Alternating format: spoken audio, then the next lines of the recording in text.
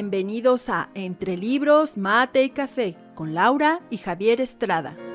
Entre Libros, Mate y Café advierte que las opiniones vertidas en este podcast son de ávidos lectores a quienes les encanta opinar de lo que leen, porque la vida entre libros tiene más vidas.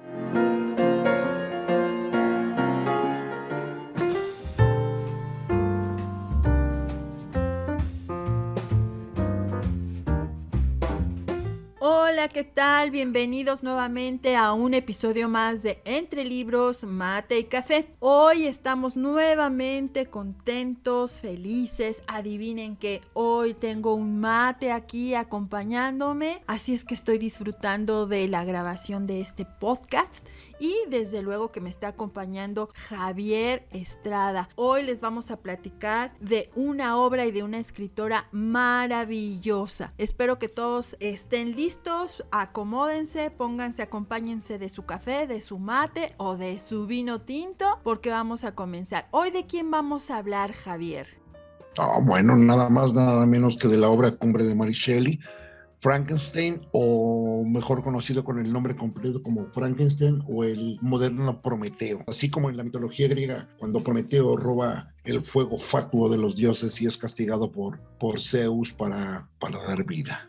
Wow, bueno, pues ya escucharon, seguramente que hay muchas personas que han leído esta obra, que en su momento han visto películas desde aquellas películas antiguas en blanco y negro, y que bueno, es una obra maravillosa. De hecho, Mary Shelley nace en Londres el 30 de agosto de 1997 y fallece el 1 de febrero de 1851. Y ella fue ensayista, fue biógrafa y bueno, fue una mujer extraordinaria con una imaginación maravillosa. De hecho, esta obra se considera como el inicio de la ciencia ficción, ¿no es cierto, Javier?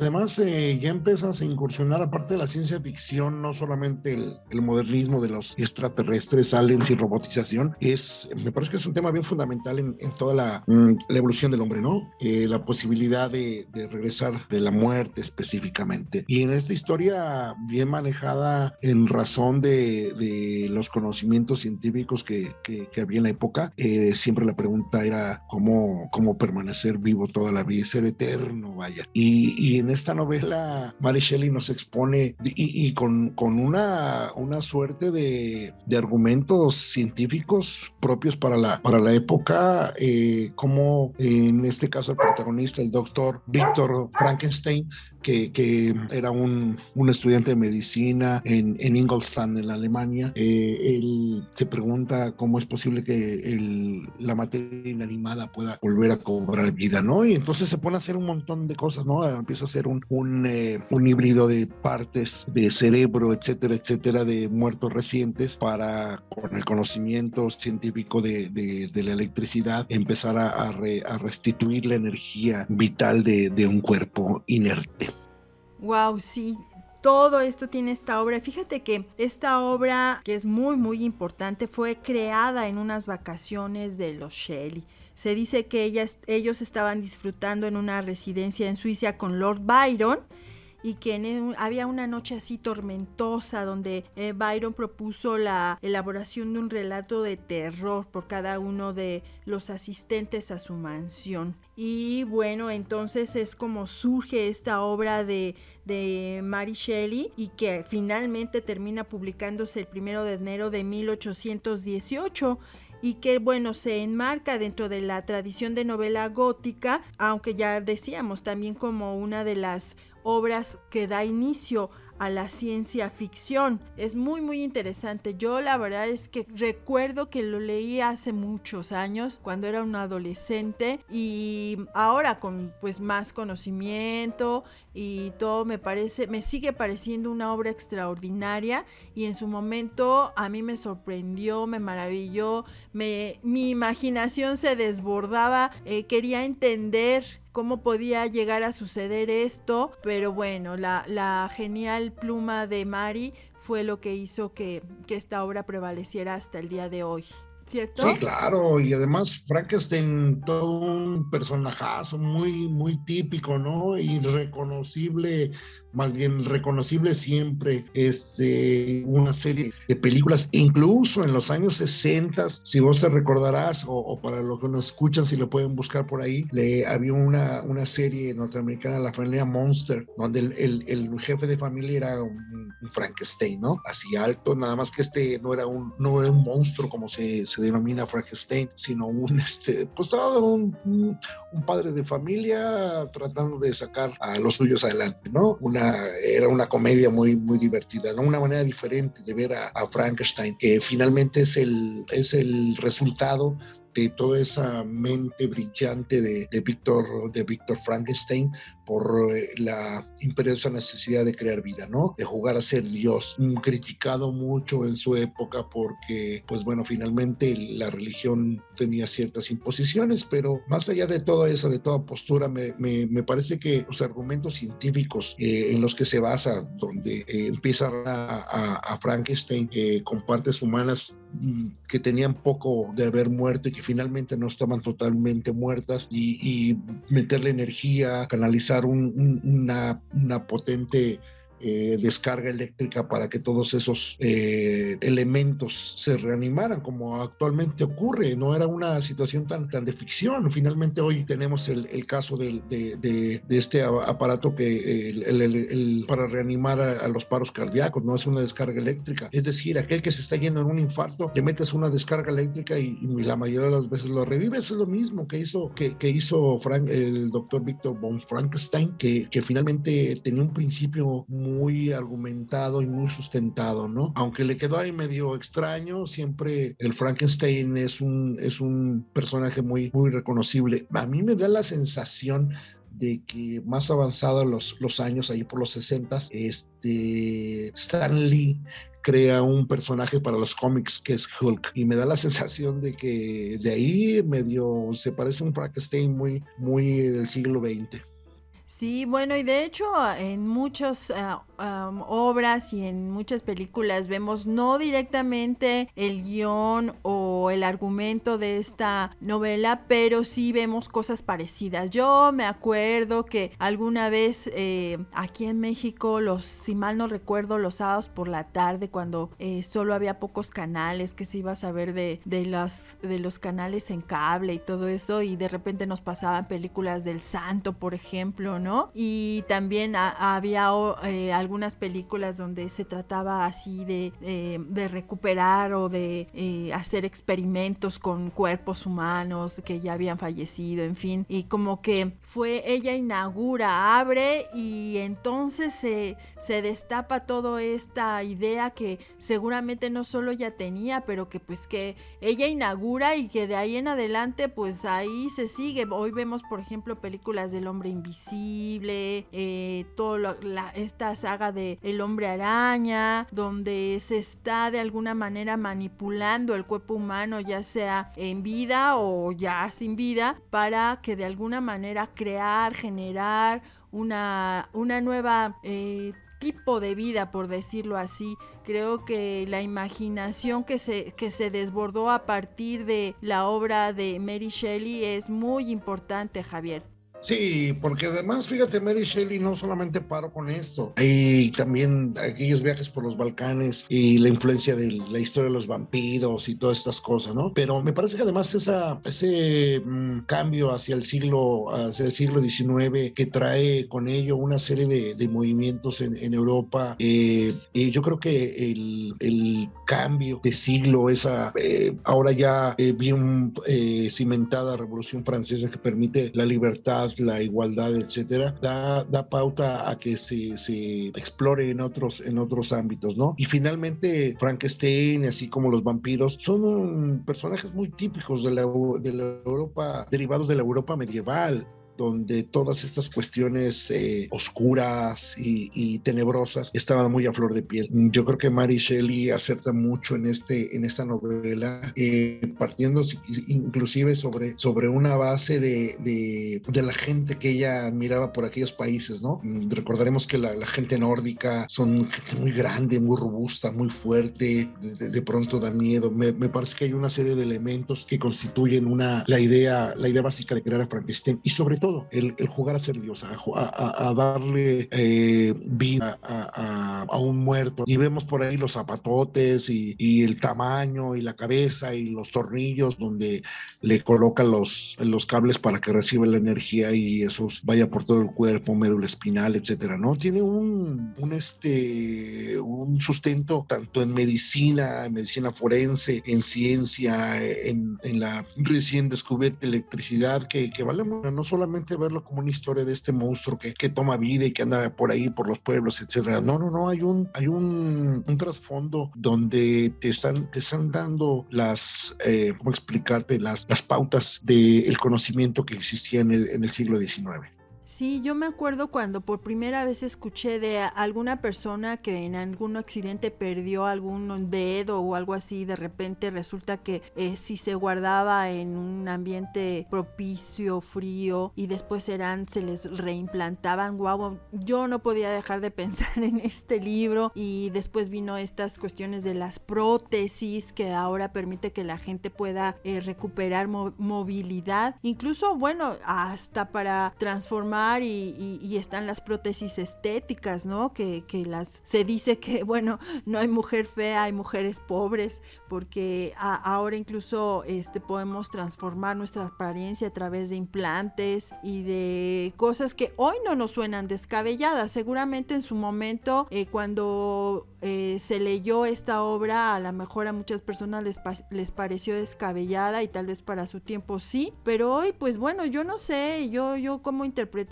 esta cuestión de los implantes, de las prótesis. Creo que sí, de alguna manera se ha dado, y que no lo llamamos Frankenstein, pero sí estamos partiendo de un principio parecido, ¿no, Javier? Sí, claro, digo, lo acabas de decir bien clarito, las prótesis pues son digamos, con la herencia de Frankenstein, porque incluso hoy ya no son prótesis fijas, así como el Garfio del Capitán Garfio, ¿no? Hoy las manos tienen movimiento, llegan a tener sensibilidad, etcétera, ¿no? Y esto ha ayudado mucho, y hablamos también de corazones, de un montón de cosas que no están muy lejos, incluso las leyendas de vampiros. Hoy tenemos las transfusiones, finalmente te ponen sangre de otra gente y puede seguir viviendo. Entonces, bueno, yo por ahí en algún lugar he visto 2 que 3 Frankenstein en el transporte público, y bueno, sí existen, ¿eh? Sí, Me sí, queda claro, ¿no? A lo que decías tú acerca de que se ponen sus prótesis las señoras, etcétera, etcétera, y sí se transforman. Y de verdad hay algunas que les hacen unas prótesis tan malas que sí quedan bien Frankenstein.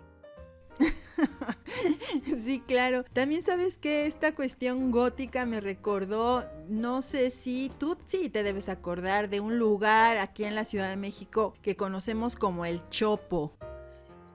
Ahí El en el Chopo, sí, como Chopo no. uno va a ver mucho de estas manifestaciones góticas, y gente que después de movimientos como los darketos, los emos y todo eso, andan por ahí, y uno inevitablemente cuando estás por esos lugares no puedes más que remitirte a este tipo de obras, como la de Mary Shelley, o también todas aquellas que hablan de vampiros, de lo oscuro. Aquellos que algún día tengan la oportunidad de visitar la Ciudad de México, no dejen de ir a este lugar, el Chopo. Hay un museo que se llama el Museo del Chopo, y van a encontrar también en algunos de estos lugares cercanos donde se hacen se vende incluso un poco de arte, y vas a ver gente que está dentro de estas corrientes y te llama la atención. Está muy muy interesante poder visitar esta zona de la Ciudad de México. No dejen de visitarla, no dejen de venir. Y bueno, también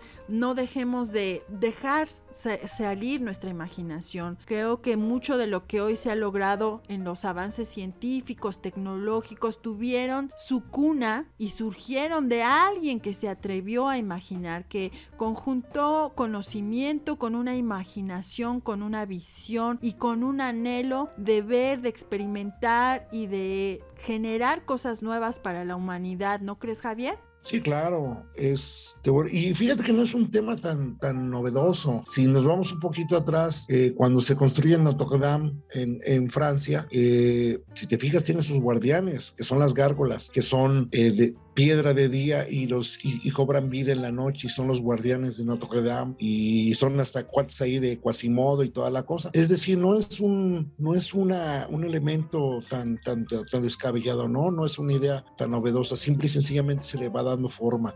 Aquí se correlaciona este tipo de situaciones con lo que dije al principio, ¿no? Se toma mucho la historia de Prometeo, y finalmente Frankenstein sabía que si encontraba los medios de todavía tener cierto material humano relativamente vivo, podía tener la posibilidad de devolverle la vida, ¿no? Pero está bien, porque además finalmente, al ser un rompecabezas de varias cosas, no lo podría imaginar tejiendo una chambrita, ¿verdad? Finalmente es un monstruo y es terrible, pero el pertenecer a esta novela gótica y a la novela modernista nos genera un híbrido muy apasionante.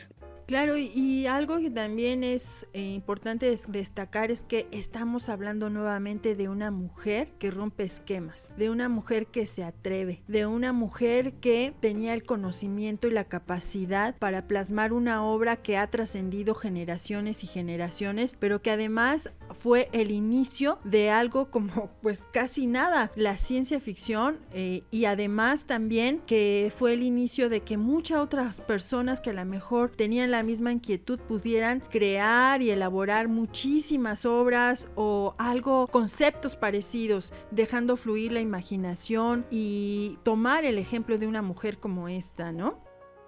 Sí, claro, y de ahí en el siglo XX empiezan a aparecer los superhéroes que finalmente a lo mejor estarán muy guapos y muy fortachones, pero finalmente no son seres humanos convencionales, ¿no? Ahí tenemos a un Batman que se oculta atrás de la imagen de un murciélago y cosas de esta, ¿no? Los superhéroes que ahora tienen aspectos tan diferentes. Hablaba hace rato de Hulk, ¿no? Que por razones de la ciencia se impregna de estos rayos gamma, y cuando se enoja crece y se hace verde, etcétera. Quiere decir que siempre está esa inquietud que tiene la humanidad por ver hasta dónde son los límites del hombre, ¿no? Y a eso pues le sumas una serie de circunstancias, tanto científicas como de ciencia ficción, pero pues no está tan alejado a veces de las cosas, ¿no? Y vemos que Usain Bolt corre los 100 metros planos en menos de 10 segundos. Estamos hablando ya de especies humanas muy avanzadas, ¿no? Vemos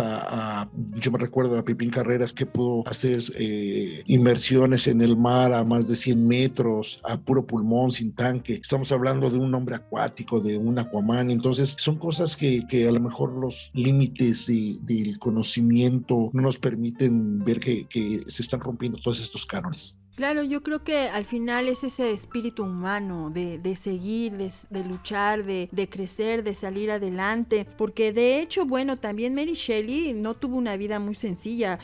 Quedó huérfana casi al momento de nacer, y fue su padre quien tuvo que sacarla adelante, que desde luego también él era un escritor y periodista, y que bueno, posteriormente se casó, pero que de alguna manera se tuvo que hacer cargo de la educación de su hija. Estamos hablando de una mujer que nuevamente se tuvo que poner en pie y salir adelante en medio de unas circunstancias adversas. Yo creo que por eso refleja su obra este deseo de vida, de buscar esta vida, esta forma de generar nueva vida, de donde parece que no hay cómo salir adelante, surgir, ya sea desde la imaginación, desde la ciencia ficción, desde la ciencia real, lo que hasta en ese momento se conocía, pero hay este deseo, hay este impulso de salir adelante, de que la vida continúe.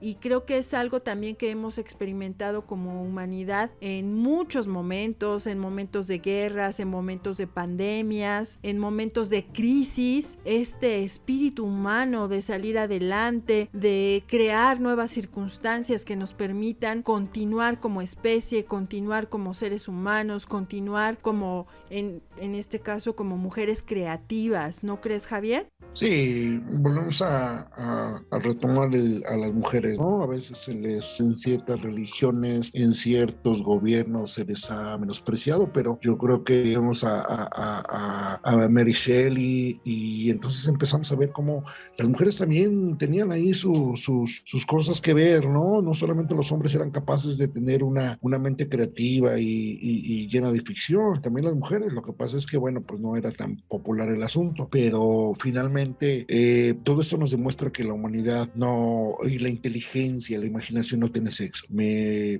gusta porque además desde un punto de vista diferente, muy europeo, podemos entender cómo la vida y las sociedades de aquellos países tenían siempre sus estrategias de control que iba más allá de lo que vivían el día a día. Sí, yo creo que en este episodio la invitación es a tomar este libro, leerlo, asombrarse, sobre todo no lo leamos desde el conocimiento que ahorita tenemos, ubiquémonos en el contexto y nos va a sorprender una lectura de un libro tan visionario, de una idea de creación tan interesante que hoy para nosotros es algo común pensar, por como hablábamos hace un momento, ¿no? De los implantes, de las prótesis y todo eso, pero recordemos que en aquel tiempo pues no existía nada de eso. Entonces, cuando podemos ubicarnos en tiempo y espacio a la hora de leer este tipo de obras, la verdad es que terminamos más asombrados y que además se recrea. No sé cómo lo lean los jóvenes ahora, pero yo en su momento lo leí con miedo. La verdad es que a mí la sensación que me causó fue un poco de temor. Bueno, después vino toda esta producción en cine y que a lo mejor seguramente fue producto de que otras personas que también lo leyeron sintieron esto mismo que yo estaba sintiendo cuando lo leí, este temor, ¿qué será cierto? ¿Se podrá? ¿Qué pasaría? Y pensar también en esa experiencia de pasar por la muerte y después volver. Uy, se me hace algo tremendo pasar por la experiencia de la muerte y después regresar. Wow, no sé, se me hace algo impresionante, Javier. Sí, bueno, acuérdate que esta idea de regreso de la muerte es tan arcaico como la reencarnación, ¿no? En la filosofía hindú se presume mucho esto, ¿no? Así como esa reencarnación que te va llevando a una casta inferior o superior. Me parece que esta es la búsqueda siempre de la humanidad por encontrar la vida eterna, ¿no? En algunas religiones así se maneja, en otras con la reencarnación, etcétera, ¿no? Aquí en este caso de Frankenstein bueno, pues vamos a dar vida con elementos que ya tenían vida, lo cual te me hace todavía más lógico, ¿no? Que la reencarnación, pero bueno, finalmente se respetan todas las creencias, pero cuando tienes una base bien cimentada, una base científica, que hoy son vigentes, hablamos otra vez de las prótesis, de cómo puedes reconstruir inclusive un brazo, una quemadura, en fin, no lo sé, inclusive estos trasplantes de ojos, de riñón, estamos hablando del trabajo digno y puro de Victor Frankenstein. Sí, así es muy cierto. Y bueno, Javier, estamos nuevamente cerca del final. Antes de despedirnos, quisiera hacer una invitación a las personas que nos escuchan. Me gustaría que pues participaran más activamente con nosotros. Quisiera lanzar una invitación para aquellas personas que nos escuchan, que a lo mejor tienen un libro, un poema o alguna sección de algún libro o alguna frase de algún escritor, algún enunciado que quisieran compartir con nosotros. Les haremos saber en nuestras redes sociales cómo pueden hacernos llegar su participación, a lo mejor grabando un pequeño audio, en fin. Incluso también recuerden que ya tuvimos aquí aquí a un fan, a Jorge Aro, que es al que le mandamos un saludo y que ha estado con nosotros compartiéndonos su afición por Esopo. Igual si alguna de las personas que nos escucha desea participar con nosotros y compartirnos su experiencia con algún libro, con algún autor, este lugar, este espacio es para ustedes. Una desapacible noche de noviembre contemplé el final de mis esfuerzos. Con una ansiedad rayana en la agonía, coloqué a mi alrededor los instrumentos que me iban a permitir infundir un hálito de vida a la cosa inerte que yacía a mis pies. Era ya la 1 de la mañana. La lluvia golpeaba las ventanas sombríamente y la vela casi se había consumido, cuando a la mortecina luz de la llama vi como la criatura abría sus ojos amarillentos y apagados. Respiró profundamente y un movimiento convulsivo sacudió su cuerpo. ¿Cómo expresar mi sensación ante esta catástrofe o describir el engendro que con tanto esfuerzo e infinito trabajo había creado? Sus miembros estaban bien proporcionados y había seleccionado sus rasgos por hermosos. ¡Hermosos! ¡Santo cielo! Su piel amarillenta apenas se ocultaba el entramado de músculos y arterias. Tenía el pelo negro, largo y lustroso, los dientes blanquísimos. Pero todo ello no hacía más que resaltar el horrible contraste con sus ojos acuosos, que parecían casi del mismo color que las pálidas órbitas en las que se hundían el rostro arrugado y los finos y negruzcos labios. Y bueno, Javier, antes de irnos, ¿con qué quieres cerrar este episodio? No, pues hay que leer ciencia ficción. La verdad es que Frankenstein, Drácula, pero me parece que son libros muy bonitos, muy, muy buenos, inclusive hasta para luego platicárselos de manera bonita y divertida a los chicos, ¿no? Me parece que es fantástico que la ciencia ficción hubiese tenido en los albores de su nacimiento este tipo de cosas, ¿no? Muy sustentables, muy bien hechas y que pues hay que leer mucha ciencia ficción. De ahí nos podemos brincar a otros, ¿no? A Julio Verne, etcétera, etcétera. Hay una frase muy bonita en el libro de Mary Shelley, Frankenstein, que dice: me vengaré de mis sufrimientos. Si no puedo inspirar amor, desencadenaré el miedo. Así es. Bueno, pues les agradecemos mucho que hayan estado con nosotros. Les recordamos que estamos en redes sociales como Entre Libros, Mate y Café. Nos encuentran en Facebook, en YouTube y también nos encuentran en Instagram. Los esperamos en el siguiente episodio y recuerden que la vida entre libros tiene más vidas.